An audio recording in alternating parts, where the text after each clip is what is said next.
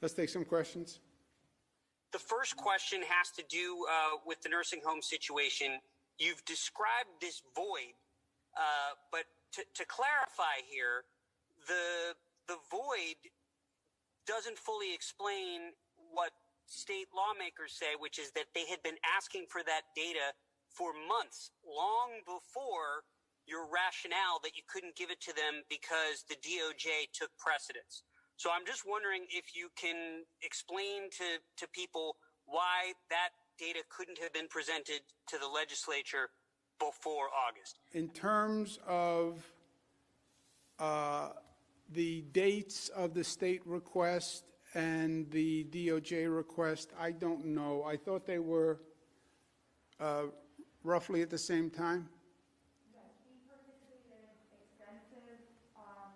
Testimony was delivered August 12th by Dr. Zucker and other officials as part of a legislative request. They had a very lengthy public hearing, and the request was a follow-up to that hearing in August. If there are other requests that predate that, we're happy to go back and look. Yeah, but also, Andrew, on the state legislator's request, I said, yes, we were not timely on responding to state legislators. More importantly, we were not timely enough in providing public information. You know, I get the state legislators. I'm more interested, or just as interested, in getting public information out, and people wanted a lot of information. Now, why was there a delay? Frankly, because everybody was working 7 days a week, 24 hours a day on actually managing the issue. And all these requests take time. Every time you get another request, you have to go back to the nursing homes, you have to put together information, you have to make sure it's right. So there was a delay in providing public information. Once there's a delay, then people say, oh, I wonder why they're not providing the information, and they come up with theories. Or just you create a void, and then people can add their own theories, right? So Donald Trump adds a theory, everybody adds a theory, and it's a distraction from their issue in politics, right? Anyway, we'll leave the politics out of it. But I said to the state legislator, yes, we were slow in responding to you. And we told them we were slow in responding to them. And just to be a little hyper-technical, we told them, and they implicitly agreed to the delay. And I'll tell you why you know, Andrew. Because your follow-up question would have been to the state legislator, well, when you didn't get a response, did you send a demand letter? Did you say, I'm going to subpoena the information if you didn't get it? Right? So it was an agreed to delay, right? But I said to the legislative leaders, yes, I understand state legislators are offended in not getting the information. I get it. And we have a lot of work to do, and I want to take the tone down, and we have to do a budget, we have to do vaccinations, we have a lot of important work to do together, and that's what we should be focused on. But also, Andrew, they had all the numbers. There are only, there are two basic numbers. How many people died in hospitals and how many people died in nursing homes? Well, we want subsets of that. Okay, but they had the basic numbers all along. Next question. Thank you. It seems one of the questions here is about credibility. There are people, Democrats and Republicans, who wonder, did you lie to them? And they say, can we trust this guy still? What do you say to them? I say, first of all, look at the results, Peter. Can you trust this state's response to COVID? Let's look at the facts. No state was hit as hard as we were. We were ambushed. We went from the highest infection rate to the lowest. We were on the verge of overwhelming the hospitals, like China, like Italy. That never happened. We never wound up in the situation that California is in today. New Yorkers did a phenomenal job. Dr. Zucker did a phenomenal job. That is all a fact. Well, he didn't respond to my request. Yeah, well, he told you he wasn't responding to your request. It's not a credibility question. I said, no, I'm not answering your request now. I have a lot going on. We're managing the pandemic. We're responding to the Department of Justice. I said no. It's not credibility. Now, they didn't like the answer, no. I get that. But that's not credibility. So I might get a second chance. Do you know what I'm saying? Is Jack here? Shh. Shh. Peter's on the phone. Go ahead, Peter. Can you still hear me? Yeah. I mean, the fact is, you were asked about nursing homes over and over again during these briefings. So, did you not know the information, or did you choose not to share it? I knew the information that I gave you. Total number of deaths in hospitals, total number of deaths in nursing homes. And Peter, that's what I was focused on. Frankly, I hadn't even heard a lot of these concepts. Well, how many did a nursing home presume dead? I never heard of the concept of presuming someone, presume a cause of death. How many were in a hospital but then went to a nursing home and went to a hospital? I was not focused on any of that. I sat here every day. I give you the total number of hospital deaths, total number of nursing home deaths, and those were the relevant numbers as far as I'm concerned. Well, state legislators didn't get the information. Yes, Peter, I am telling you, they did not get the information. Also, I'm telling you, ask them to send, they did not call up or send a demand letter or send a subpoena. I think they were actually right. And I think they were actually fair in saying, we understand you're in the middle of managing a pandemic and you have to deal with DOJ sending letters to Democratic governors. So we'll pause on the information. And they come back in the legislative session in January. So I think they were actually reasonable. And I think the leadership was reasonable. I think you have some members who say, we should have had the information when we wanted it. Yeah, I understand that those were, some people feel that way. But to them, Peter, say, well, then why didn't you send a demand letter? Why didn't you send a subpoena? I mean, if you really wanted it, that's what you would have done, right? Hi, Governor. Thank you for taking my question. Just wanted to follow up on your talks about the void, where I think we all do want to get accurate information out there. Is there any chance you could release to the public whatever you sent to the DOJ as a way for us to help get the story out about what actually happened? And also, are there any other transcripts from any other meetings you've had on this subject that you might be able to share with the press to help illustrate better how this played out and get this accurate information to the world? Look, if I would have no problem with it, I would have to have the lawyers talk to DOJ, but I would have no problem with it.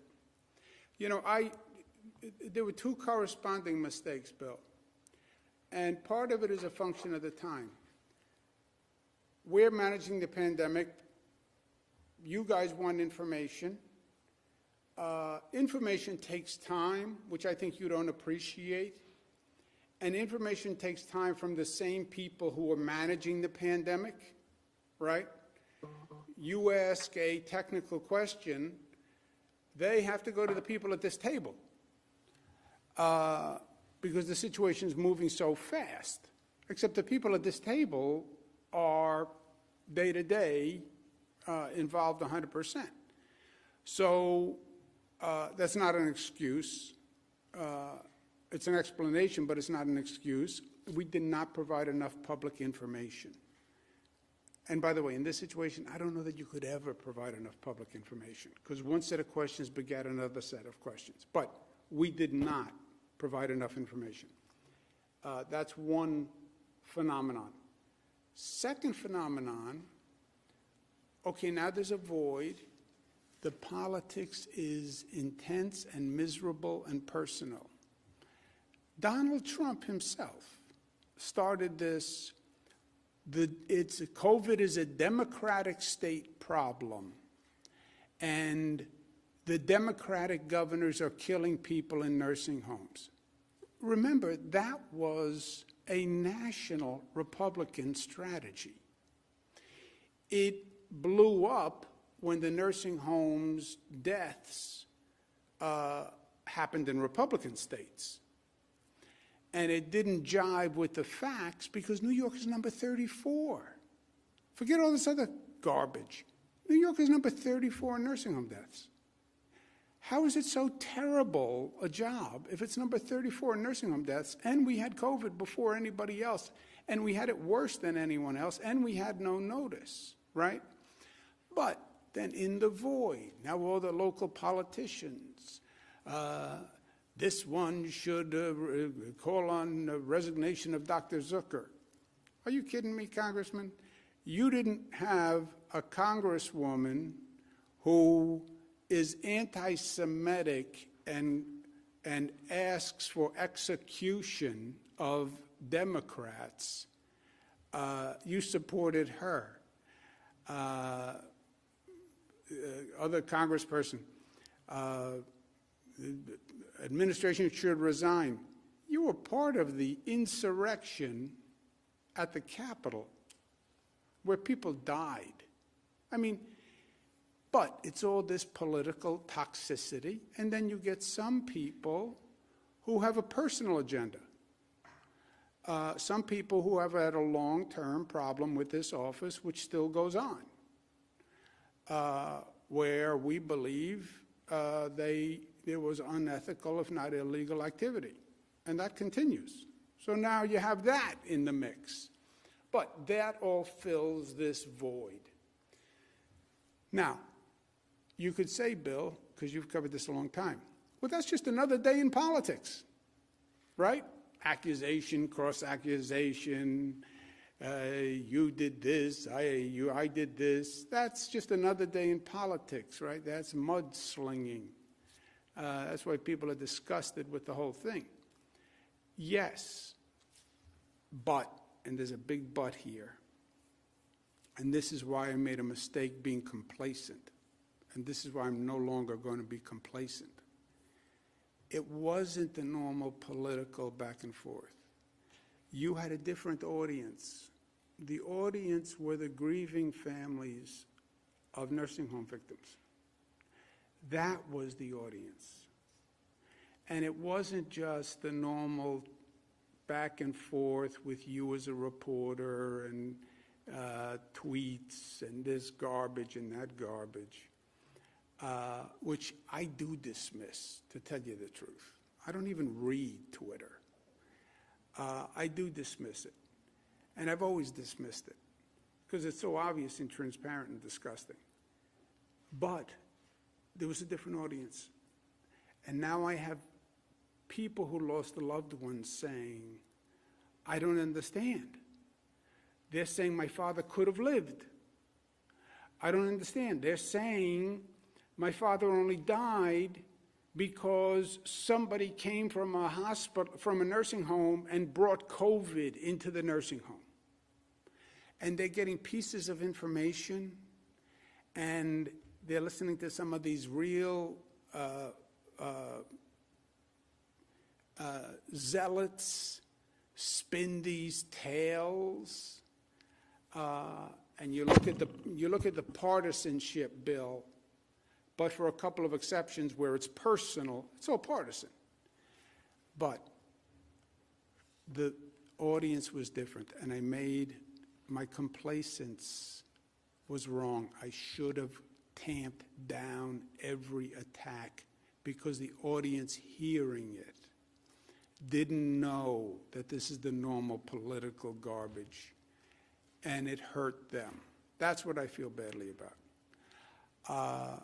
I also think it's terrible that they attack the health department and Dr. Zucker, but that's just the normal ferocity in this political moment, right? But all this said, I am not going to be complacent anymore. I'm not. If there's a untrue, I understand there are newspapers with partisan agendas. They make it clear. I know, but some people still read those newspapers and think they're newspapers. I'm not going to allow false information or people who have a political agenda to make false statements without rebutting it. Because the Department of Health professionals don't deserve being criticized unfairly. Their credibility is important so that people know they're getting credible information. And I'm not going to allow the families of the nursing homes to be confused. So I'm not going to be complacent. Funny, you guys like to say I'm too aggressive. No. I wasn't aggressive enough. I didn't come back to you every time you retweeted some congressperson who is my political opponent, some county executive who ran against me. I never went back to you guys and said, hey, you know, there's a whole political backdrop here. I should have, because nursing home families were misled. But they now have all the facts. They have all the facts. Should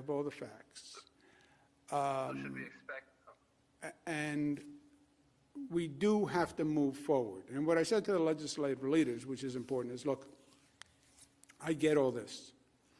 And I get the legislators who are offended that they didn't get precedence on their report. I get it. But we have to do a budget. We have to do vaccines. And then we face probably the greatest challenge that this state has faced in modern history. We have to rebuild the economy. And right now we have a hemorrhaging situation. We have New York City hemorrhaging people and revenue. And this is going to be a problem for many urban environments. You know, Zoom, Bill, exposed people to a different world. I don't have to be at a place of work. I can be sitting in my den in my pajamas, and I can do work.